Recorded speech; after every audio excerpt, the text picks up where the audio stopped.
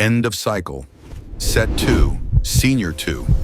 Examinations. Near Lake Nabagabo, a farmer planted cassava on low land. During prolonged rainfall, the soil became waterlogged, and the cassava stems turned soft with drooping leaves. Some plants developed black patches on stems and died. When the rain stopped, the surviving cassava sprouted new leaves and branches and later produced tubers, although smaller than usual. The farmer also noticed that the new leaves looked darker green than before. Task. Part A. Explain how the prolonged rainfall affected the cassava plants. Part B. Explain how the surviving cassava plants managed to recover and form tubers when the rains reduced. How the prolonged rainfall affected the cassava plants. Waterlogging reduced oxygen in soil. Prolonged rainfall filled soil air spaces with water, preventing oxygen from reaching cassava roots. Roots could not carry out aerobic respiration, so less energy, ATP, was produced for active transport and growth. With low energy, roots absorbed less mineral salts and water, leading to poor transport of nutrients to other parts. Accumulation of toxic substances. In the absence of oxygen, harmful substances like ethanol and lactic acid accumulated in root tissues, damaging cells. Stem rot and death. Soft, black patches on stems showed that anaerobic conditions encourage growth of disease-causing fungi and bacteria, leading to rotting and death of some plants. Drooping leaves. Water stress or reduced water intake from damaged roots. Reduced water movement to leaves, reduced turgidity of the leading to wilting and drooping. How the surviving cassava plants recovered and formed tubers when rains reduced. Improved soil aeration. When the rain stopped, excess water drained away, allowing air to enter soil pores and restore oxygen supply to roots. Roots resumed normal respiration, producing enough energy for active transport, growth, and repair of damaged tissues. Formation of new shoots and leaves. Stored food in cassava tubers was mobilized to produce new leaves and branches through vegetative growth. The new dark green leaves contain more chlorophyll, enabling higher photosynthetic rates and production of sugars. Storage of food in tubers. Some of the sugars formed were transported to underground stems, where they were converted into starch and stored, forming new tubers, though smaller due to earlier stress. Item 2. Madam Aisha, a 45-year-old shopkeeper in Jinja, spends most of her day seated inside her kiosk, eating deep-fried snacks and drinking soda. She rarely takes water and dislikes walking long distances. Lately, she has developed swollen feet, shortness of breath, and a persistent cough. Her doctor reported that her blood pressure and body weight are abnormally high, and that she has poor blood circulation. The doctor advised her to change her lifestyle immediately. Task. Part A. Explain how Madam Aisha's daily habits led to her current health conditions. Part B. From the doctor's advice, describe how she can manage her health without relying only on medicine. How Madam Aisha's daily habits led to her current health conditions. Eating deep-fried snacks and drinking soda. These foods contain a lot of fats, sugar, and salt. Excess fats and sugars are stored in the body, causing weight gain, obesity. Too much fat also builds up in blood vessels, narrowing them and reducing blood flow. High blood pressure. Narrowed blood vessels force the heart to pump harder, leading to high blood pressure, hypertension, poor blood circulation, and swollen feet. Because of obesity and poor circulation, blood returns slowly from the legs to the heart, causing fluid buildup in the feet, swelling, or edema. Lack of exercise. Sitting for long hours without movement reduces muscle activity, so less blood is pumped back to the heart, worsening swelling and poor circulation. Shortness of breath and cough. The heart struggles to pump blood efficiently, causing fluid to accumulate in the lungs, leading to breathing difficulties and coughing signs of possible heart strain or heart failure. Rarely taking water. Low water intake thickens the blood, making circulation even harder and increasing the strain on the heart. How Madam Aisha can manage her health without relying only on medicine. Improve her diet. She should eat more fruits, vegetables, and whole grains, and reduce fatty, salty, and sugary foods. This will help lower weight and blood pressure. Exercise regularly. Daily walking, stretching, or light jogging improves heart strength, burns excess fat, and enhances blood circulation. Drink enough water.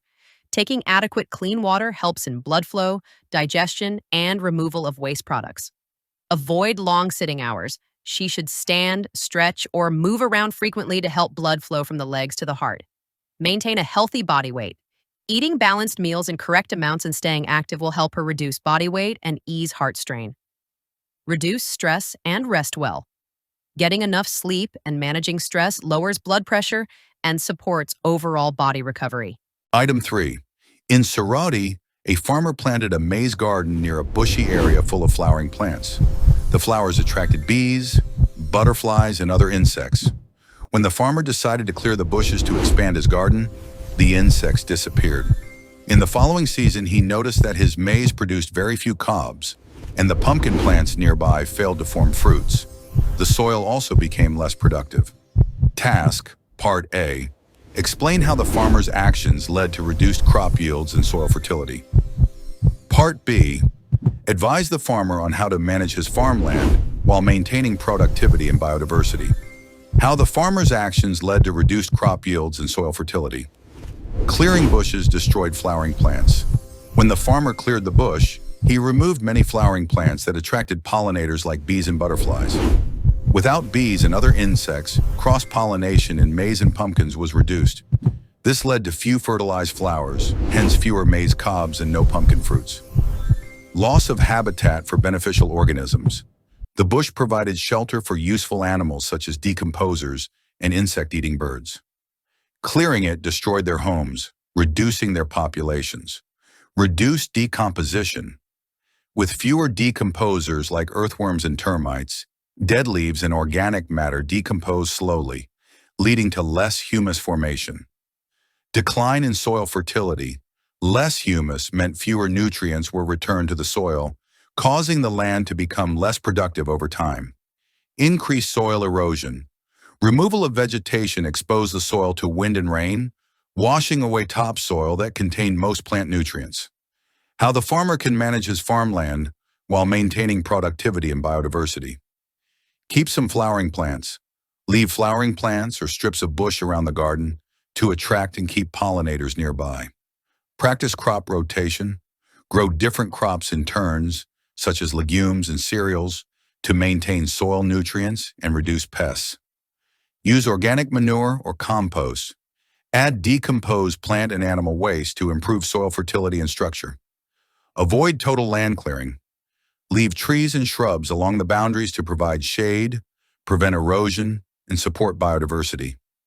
Practice agroforestry. Plant useful trees among crops to improve soil fertility, conserve water, and offer shelter to insects and birds. Control pests naturally. Encourage natural predators like birds and frogs instead of using too many chemicals that kill both pests and useful insects. Item 4. In Nakapirapirat district, a youth group cleared a patch of land to start a tree nursery. They collected soil from nearby termite mounds and mixed it with compost manure. Soon, the seedlings grew fast and healthy. However, some parts of the nursery were later attacked by ants, and many young plants dried up. The group decided to spray chemicals heavily, which later affected nearby beehives and other insects. Task, Part A. Explain how the youth group's actions first improved and later harmed their nursery and environment. Part B suggests better ways the youth group can control pests and ensure continuous healthy tree growth. How the youth group's actions first improved and later harmed their nursery and environment. Use of termite mound soil improved growth. Soil from termite mounds is rich in minerals and well aerated. Mixing it with compost added organic matter and nutrients, improving soil fertility and structure. Good soil supported seedling growth. The fertile and loose soil allowed easy root penetration, better water retention, and nutrient absorption, leading to fast and healthy seedling growth. Ant attack damaged seedlings. Later, ants invaded some parts of the nursery, biting roots and stems or disturbing the soil, which caused wilting and drying of young plants. Heavy spraying with chemicals caused harm. Excessive use of pesticides killed not only ants but also useful insects such as bees and butterflies, which are important for pollination. Environmental pollution. The chemicals likely contaminated soil and nearby water, harming other living organisms and reducing biodiversity around the nursery. Better ways the youth group can control pests and ensure continuous healthy tree growth. Use natural pest control methods. Introduce natural predators of ants, like birds and frogs, or use ash, crushed neem leaves, or pepper water around nursery beds instead of strong chemicals. Maintain cleanliness. Keep the nursery free from food remains, weeds, and rotting materials that attract ants and other pests. Use barriers. Surround the nursery beds with moats or sticky traps to prevent ants from reaching the seedlings. Apply compost in moderation. Too much compost may attract ants. Use the right amount and mix it well into the soil. Encourage pollinators and biodiversity. Keep flowering plants or grass strips nearby to support bees and other useful insects.